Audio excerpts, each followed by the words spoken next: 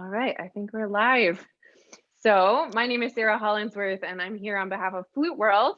And as part of our celebration of Jazz Appreciation Month, we have with us a special guest today who is in the Charlotte area, so a local to our home office, Lonnie Davis, who has a wonderful organization here called JazzArts Charlotte. So, welcome, Lonnie. Thank you for being here today. Thank you. Thank you so much, Sarah, for having me. Very Of excited. course, of course. So, Jazz Arts is a wonderful thing here in our area that connects like the community to jazz and also supports jazz performers. And it's something we're very fortunate to have here in Charlotte. But for those watching who aren't local, we'd love to hear about your background and how you got into jazz. Oh, I'd love to share. I am originally from New Orleans, Louisiana, and they play a little jazz down there. Yeah, just a little. Yes, but I've studied music my entire life. Joined choir in school. Also joined an orchestra. Played Mhm. violin. Violin was actually my first instrument. But then I wanted to play an instrument that I can march in a band with, and so I Yep. said, "Okay, flute is a girl instrument. Let me grab flute." And that's how I started playing flute. But I fell in love with the instrument. It certainly spoke to who I was. The voice was certainly my voice. Mhm. And so I loved flute from the very beginning. And, I continued to play through middle school and through high school, which is when I learned about jazz flute and the possibility of jazz flute. Um, I was accepted into an arts conservatory in New Orleans called NOCA, the New Orleans Center for Creative Arts, and it's a very competitive program currently run by the state of Louisiana. But all of the creative students, in our area attended, and it has a very rich history of supporting some brilliant artists who are household names Mhm. today, like Harry Connick Jr. and Wynton Marsalis and Terrence Yeah. Blanchard and some of those guys. So I was accepted into NOCA for jazz flute. I can't say that I knew how to play jazz flute at the very beginning, but I had some great educators at my fingertips, and they really helped to share with me the role of Mhm. flute in jazz.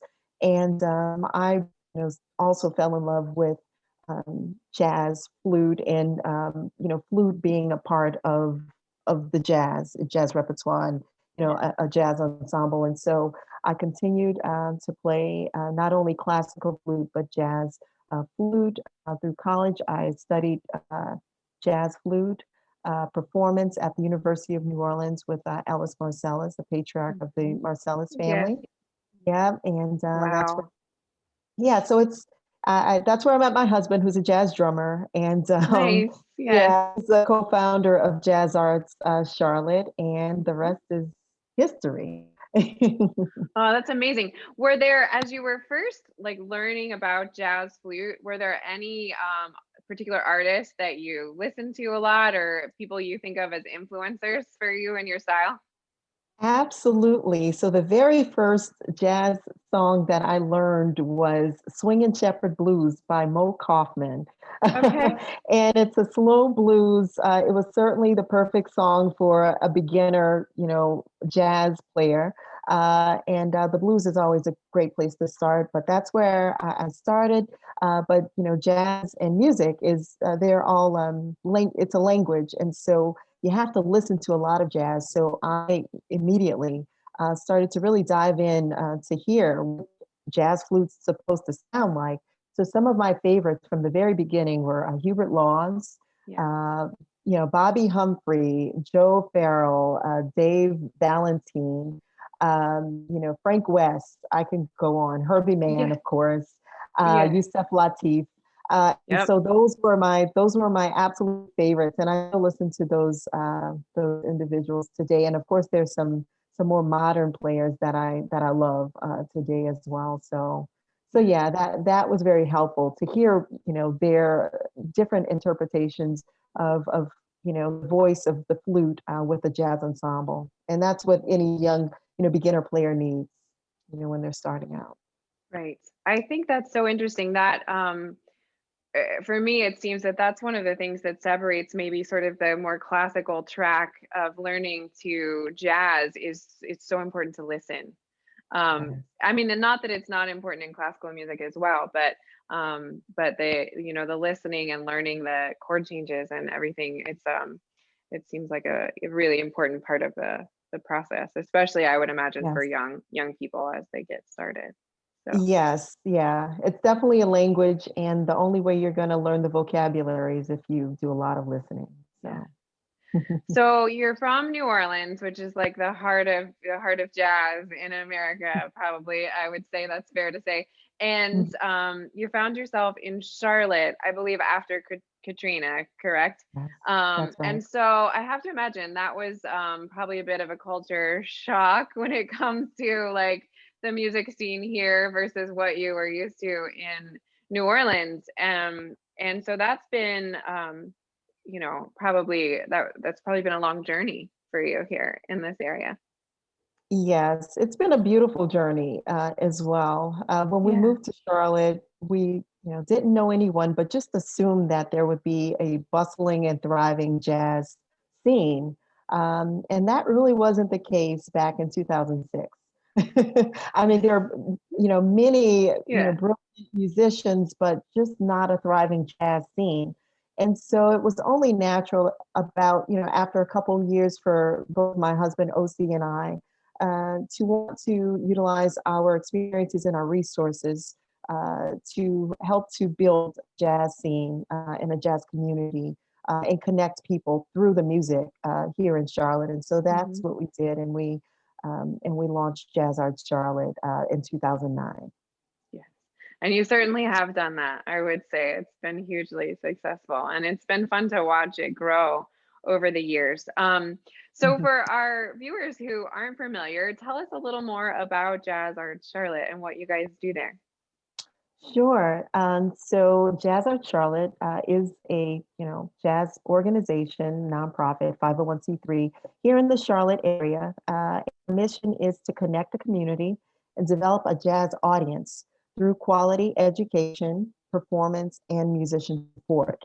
So those are our three main focus areas. So everything that we do, it involves education, it involves building an audience, and it involves trying to bring the highest quality of jazz performance Mhm. to our audiences, and we do that also through by supporting local and regional musicians, putting them to work, and you know, so that they can do what they love and make a living at the same time.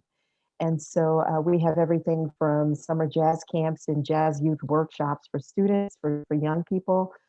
We have a jazz academy that also supports adult learning and preschool jazz programs, a program called Mhm. Bop for the little For the ones. little guys, yeah. Yeah, and so, and then we also have a performance concert series called the Jazz Room. It's a monthly series, and of course, due to COVID, we have not continued that, but we hope to pick up our monthly series at the main performing arts theater here in Charlotte called the Blumenthal.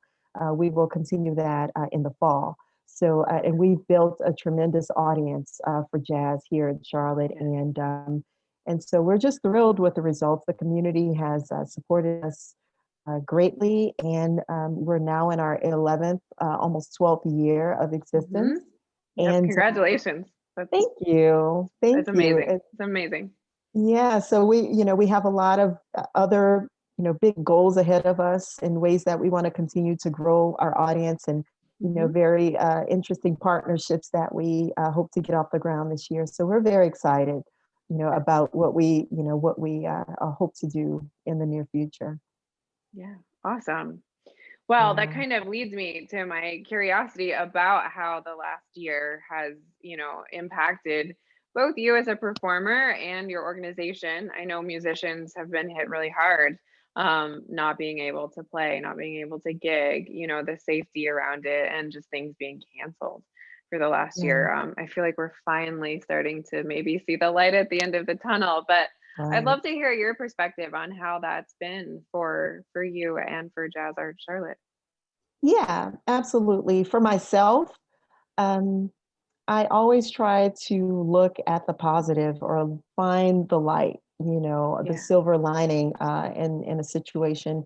And so for me, um, although there certainly have been challenges, I think it certainly it's been very, yeah, it's been really, I'd say, rewarding in a sense. With all of the time, the extra time that we had, a year ago on our hands, I've been able to really focus on things that I didn't have an opportunity to focus on before. Hmm. Things that we may take for granted, Yep. when we're in the hustle and bustle Right. of a regular, day or, regular circumstances. So I've been able to spend a lot more time with family. I've been able to, to do more things, creative things that I didn't have a chance to do before. Not only have I had a chance to do more practicing, I've had a chance to explore other art projects that have nothing to do with music, surprisingly, Yeah, that's and great. just explore some new things and do a lot more reading. So it's been really great, from a personal development perspective.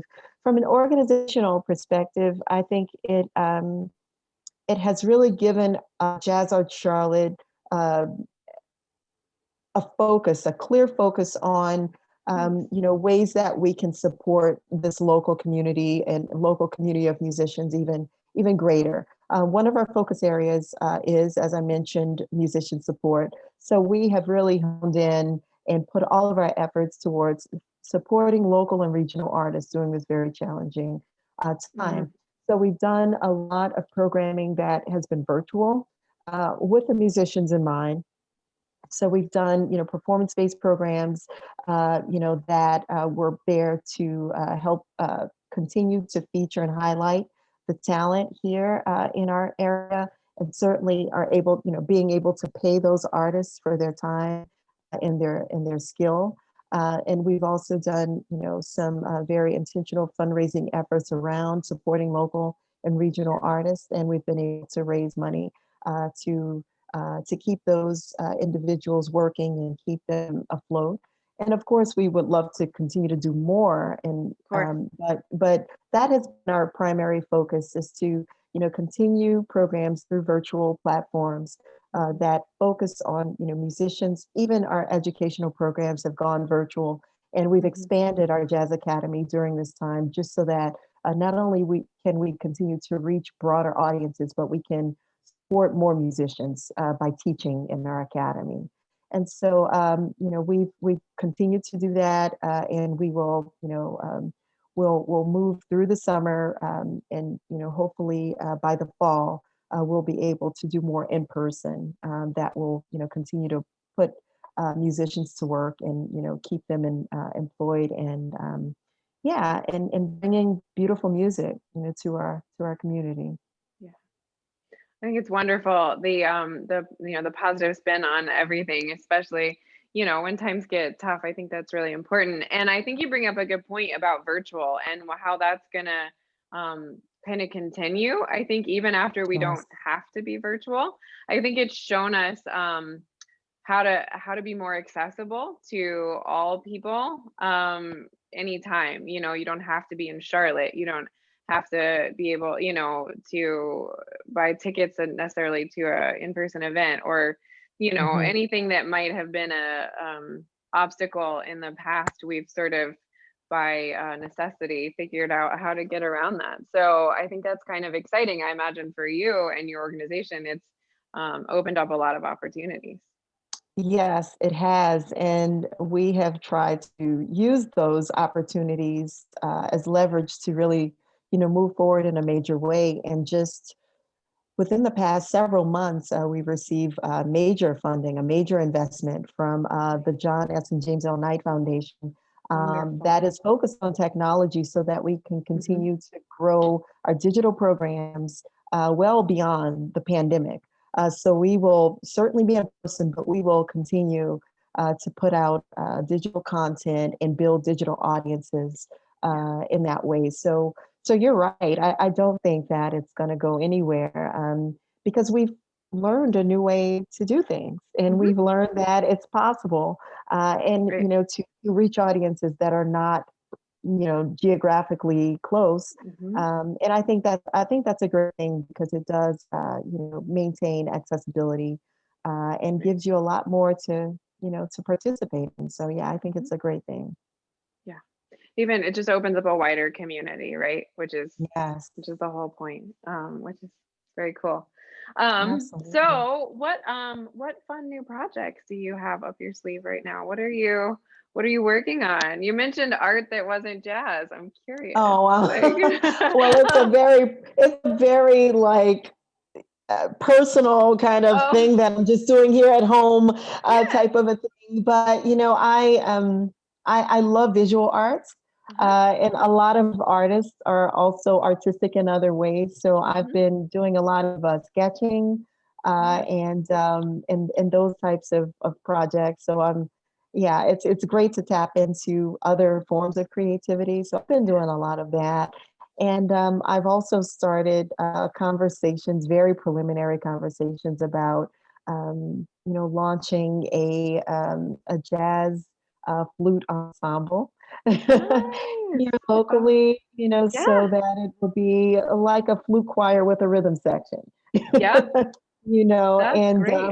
to really get some other jazz flutists and improvisationalists in the Mhm. area together to jam and to kind of bring those different textures and voices within the family together, but in a Yeah. jazz context. So that's I, something that I'm I excited love about, and that. yeah, hope to get off the ground within the next uh, so yeah. Awesome. Well, definitely keep me posted. Keep us all posted about that. Flute choir has at least pre-pandemic, it had really kind of exploded. Like it's Yes. becoming much more prevalent. We see a lot of people investing in alto flutes, bass flutes, contrabass flutes, and there's so much going on in that arena that it makes perfect sense. It's such a great idea to take that and do it with jazz and add a Yeah. rhythm section. That sounds like fun. That sounds like something I'd like to do actually. But Oh, hey. um We can make it happen. We can I make might it I might need to work on my jazz happen. skills before then though. Oh. Yeah, it's never too late to learn to improvise. So Yeah, yeah. yeah. You might have to give me some lessons. Uh, Um well, let's see. So that's a cool project. Anything else that's in the pipeline that you want us yes, well, to know for about? jazz, absolutely. For JazzArts Charlotte, we're very excited to launch our very first in-person event, pre or post pandemic. We're going to do something exciting for International Jazz Day, which is April 30th.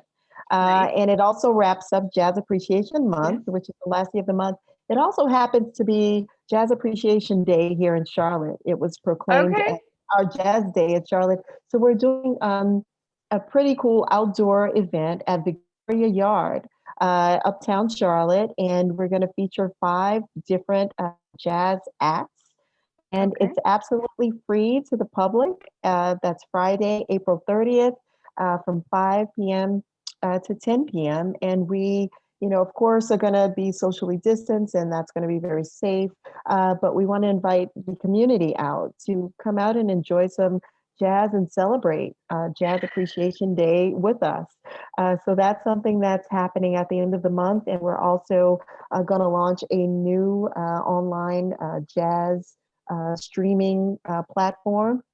And Okay. so, yeah, so we're excited about that. It's called The Set, and it's Nice. in a new venue. And so it's going to be very exciting, an upgraded version of some of the work that we've done in the past, and going to Hmm. feature local and regional artists. That's launching in May. And Okay. we have our Jazz Arts Summer Music Camp that will kick off on July 12th, uptown Charlotte. So we're excited. That's a 1 week camp for middle and high school students.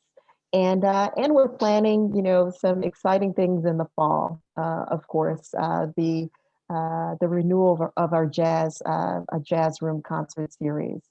So more to come there. We're right in the middle, of pulling those things together. But we absolutely have lots that we're working on, and are very excited about our future, and about getting our audience reengaged, because we find that a lot of people, they're hungry, and Hmm. they're just really want to get back to Yes. something that resembles normalcy. Hmm. And so we're here, for to bring some exciting and fun programming to them, so that they can, connect to the music, and kind of escape in a Hmm. way, some of the things that they've been experiencing for the last 12 months. So Yeah. yeah, we're very excited about those projects that we have coming up.